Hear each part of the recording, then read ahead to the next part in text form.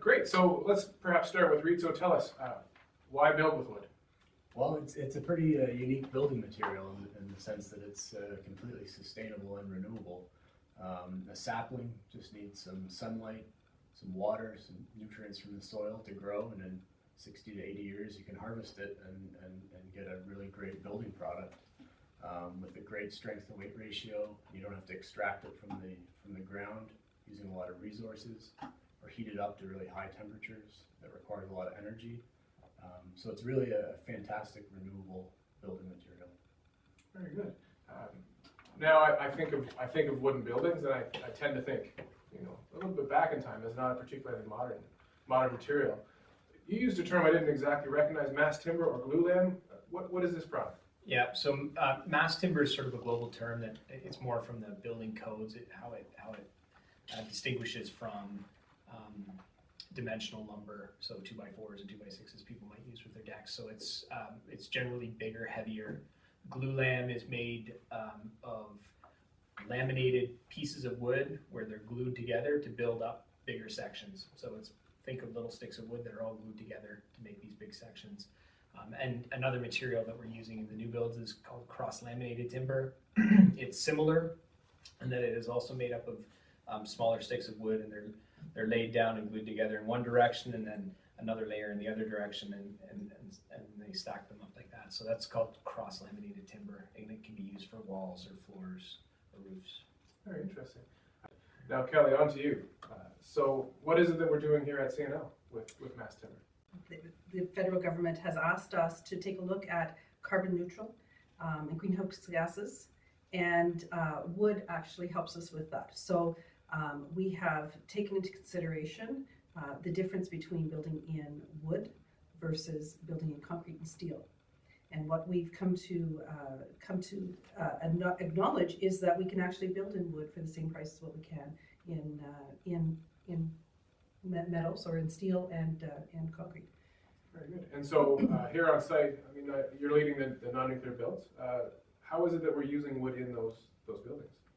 Typical foundations will go into the ground in concrete, but everything above that level will be wood of some form. So columns will be glulam columns supporting beams and purlins, and this cross-laminated timber that will be the floors and roof. So anything you would think of in a normal building that's typically concrete or steel construction will be mass timber. And the other big difference is because people like the look of wood, there will be very few ceilings in these spaces. So this structure will be exposed. You'll be able to see it, touch it. It's going to be part of the architecture. Whereas a normal structure, you hide all that stuff. You cover columns and drywall and put a ceiling in to hide everything. So sure. I've certainly been in really beautiful wood buildings. Absolutely. And you mentioned earlier when we started off some of the environmental benefits of building with wood. I would presume there are other cultural benefits as well, being in the buildings themselves. Absolutely, yeah. There's studies done that promote this sense of biophilia hypothesis, or that people inside these timber buildings are happier and healthier. There's studies done that students in educational spaces that have exposed wood, the students have more attention and more focus, higher levels of creativity, and as well in healthcare facilities. There's a noticeable reduction in stress levels of the patients, lower blood pressure, lower heart rate, and that leads to quicker recovery times and lower pain perception. And so there really is this kind of it's hard to describe, but this really health benefit and well-being benefit of being inside this natural kind of natural structure. That's awesome. That sounds really good. And Kelly, one of the things with the new builds is this IPD, Integrated Project Delivery Approach, and working in the big room, working as a team. How does the team take to wood as a construction material? They're actually excited about building in wood.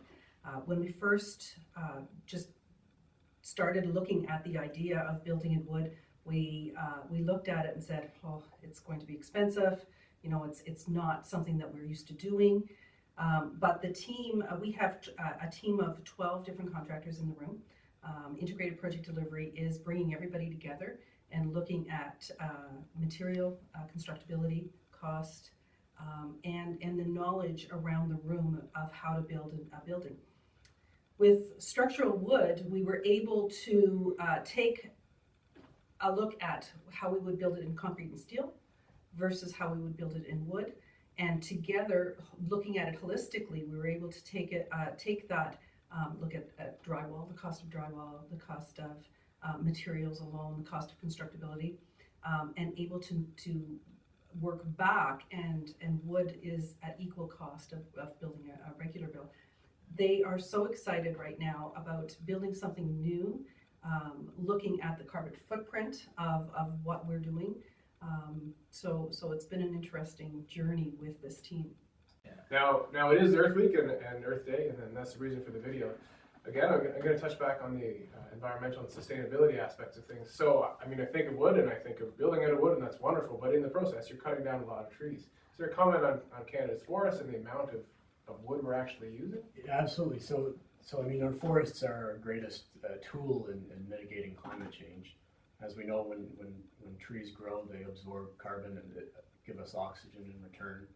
And when we harvest those trees before they die naturally and release that carbon back into the atmosphere, we're storing that carbon in that timber. And so in the life of that building, the carbon will be stored in the wood and can be reused and repurposed later on. So that's really the big tool we have in fighting climate change. In Canada, we're pretty fortunate to have an abundant forest resource. There's about 347 million hectares of forest land in Canada, of which we only harvest about 760,000 hectares per year. So really it's less than 0.03% of the forest lands that are harvested annually. We lose much more to insect and disease and forest fires than we do for harvesting. So it's sustainable, absolutely, because we replant the forests that are harvested, and it's a natural cycle of absorbing carbon and storing that carbon. Good.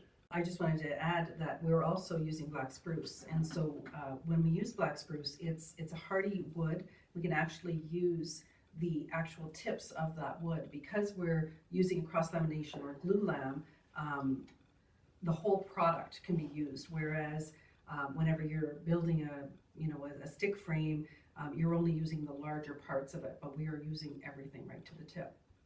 Oh, that's very good. So environmentally sound, renewable, creates an environment for the users as well, and it's making use of a former waste product. So that sounds like a win.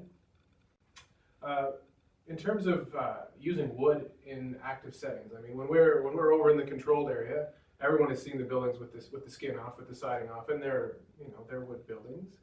We've come a long way since then. What was it like in using wood in an active setting, in an active lab? So we are actually looking at the ANMRC and using the mass timber in ANMRC. We're working with health physics, we're working with our compliance groups to ensure that first of all, it can be used. We're not certain of that. They're doing a lot of studies right now. We can't promise that we're going to be using this mass timber in the labs, but we can use them in the office settings where there's not the contamination. Now, I've got a slide deck with some very inspiring photos, but if someone wanted to look at wood construction, modern wood construction, where would they look? What are some examples? A great example is the Brock Commons tall wood house at UBC. It's a student residence. For a time, it was the tallest wood structure in the world. It's 18 stories tall, 16 in mass timber and 2 in concrete. It houses about 400 students. It took about 2,200 cubic meters of mass timber to construct. And so that breaks down to about 2 3/4 trees per student housed. Like John said, that our forest grew that fiber in about 6 minutes. So it's a very sustainable thing. In terms of the construction as well, the timber structure was erected in 45 days by a crew of 9 people. So the big benefit of mass timber is the idea of off-site construction, prefabrication.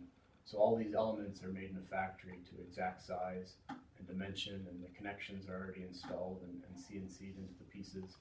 And they're put on a truck and driven to the site and quickly craned into place. And so we're seeing really this shift in the way we build buildings to where there's a lot of guys on site, a lot of people on site, and there's a lot of errors and a lot of waste, and we're really inversing that.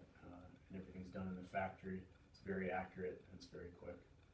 Very cool. That also contributed to us being able to look at the cost of building in wood. Building a wood structure, you can build a floor every 1 to 2 weeks, whereas concrete has to sit, so it takes longer. It was a big contributor whenever we looked at the cost between steel and wood. It took 4 months off the construction cycle, the construction schedule. Once again, thank you very much for tuning in. Reed, John, Kelly, thank you for your time today. Again, I mean, building with wood seems to have a very positive story. I mean, it's reusing a former waste product. It's sustainable, environmentally sound, and it creates a wonderful atmosphere in the buildings themselves. So I'm really looking forward to them. And if anyone would like to know a little bit more, I'm sure Kelly would be able to answer any of your questions, or you can reach out to us and we'll pass them along. Thanks for your time again. Thank you all. Thanks. Thank you. Thanks.